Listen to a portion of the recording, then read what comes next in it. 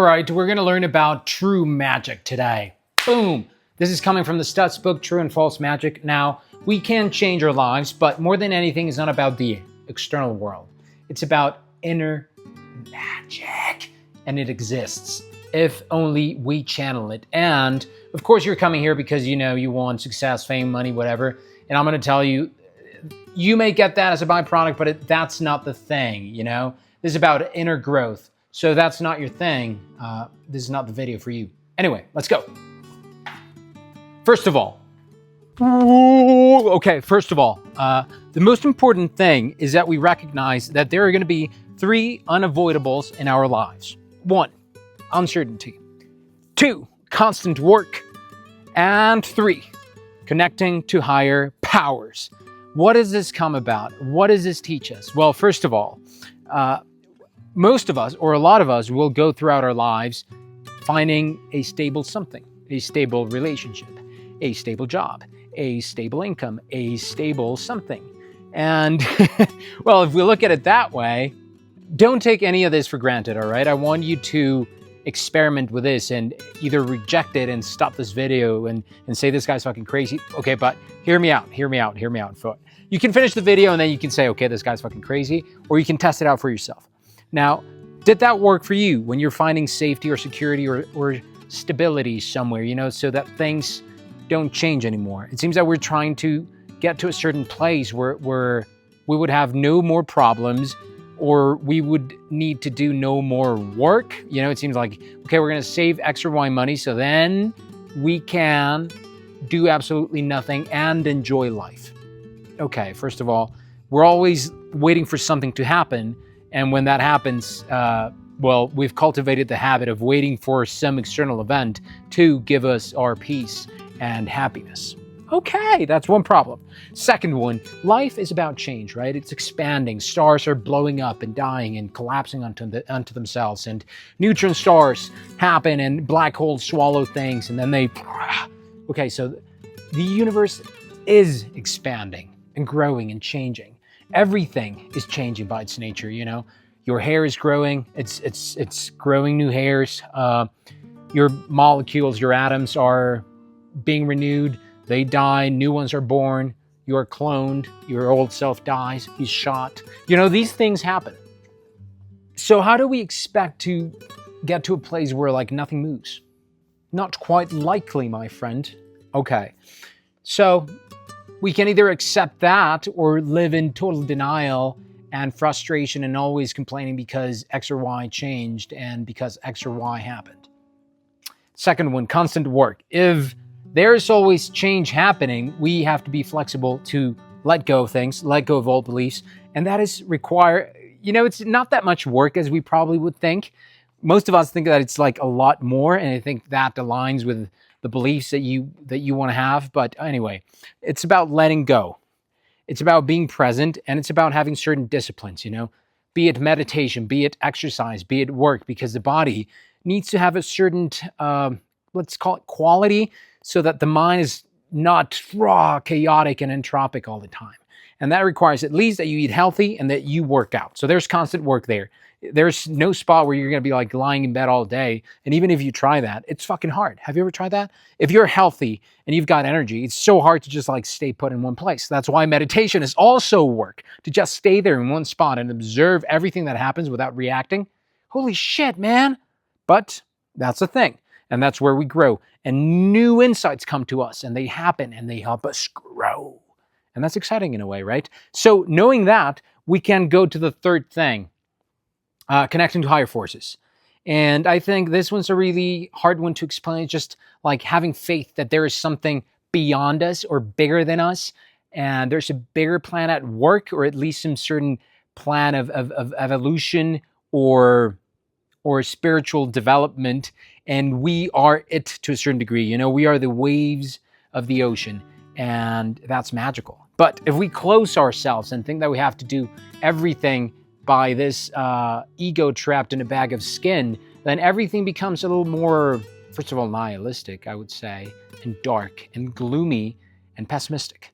And you also close yourself off too. Maybe you can just take it on Pascal's wager, If it does. We don't know, right? So why not choose it to a certain extent? And personally, I think things open up when I aligned myself and started whispering to the universe as if it in fact listened, because we're always filtering reality. Why not filter it through the best allies, or take on those allies, Okay, then that would lead me to the 3 inner domains. A lot of people, a lot of cultures have spoken about this. There are 3 materials that we can work with within the human organism, if we want to call it that way: thinking, feeling, and will. Thinking, feeling, the heart, and I'm not going to show you that, but you know what I mean. And will, that comes from the sacral chakra, and it's fire. Heart, green, legato, flowy, and thinking, staccato, blue, analyzing, controlling, Spock. Okay, now mostly we operate from a thinking mind. We're called knowledge workers even. We have detached from this part, and we try to solve everything from a rational point of view. Reason is king. Yes, Newton and the Enlightenment and everything in science, this or that. And then everything that's not proved by science does not and is not possible at all if we don't have the methods or something that happens at the moment. But I think we're closing ourselves off. Even the best scientists, Bohr, Einstein, they seem to connect to a certain spirituality at the end of their careers. Why? Because at least Einstein, he performed thought experiments where some visualizations came to him, or images came to him at thoughts where he wasn't even rationally analyzing or quantifying. He was not doing mathematical equations. He was not trying to get it, probably. I don't know. I think that comes with a sense of wonder. And also the heart. I think there is something that we have lost or forgotten. Carl Jung talks about this, our intuition. There is something beyond logical analysis. What happens if you try to make a choice based solely on intellectual analysis? At least if you're like me, or people that I've known, or many humans, you tend to get stuck because you could spend your whole life quantifying, right? Okay, if this happens, then that happens. Okay, that's positive. If not, then this is negative. If this, that, if this, and then something happens that totally blew your plan away, your 10-year plan away, catastrophe, natural event, whatever, you fall in love, you have a breakout, they break your heart, something happens. So that means that we have to, and this ties back to uncertainty, sometimes we have to make choices that just feel right in the moment, and they may or may not take a long time, probably just that millisecond, that moment, that instant, it just happens, and you do it, and you just leap into the unknown with open arms, and something happens. And it may be uncertain and spontaneous and magic. That's where it comes from. And we have to get in touch with that by making choices in the face of uncertainty, and starting projects in the face of uncertainty, and starting relationships in the face of heartbreak, and taking that risk. And then how do we do that? We connect to the will.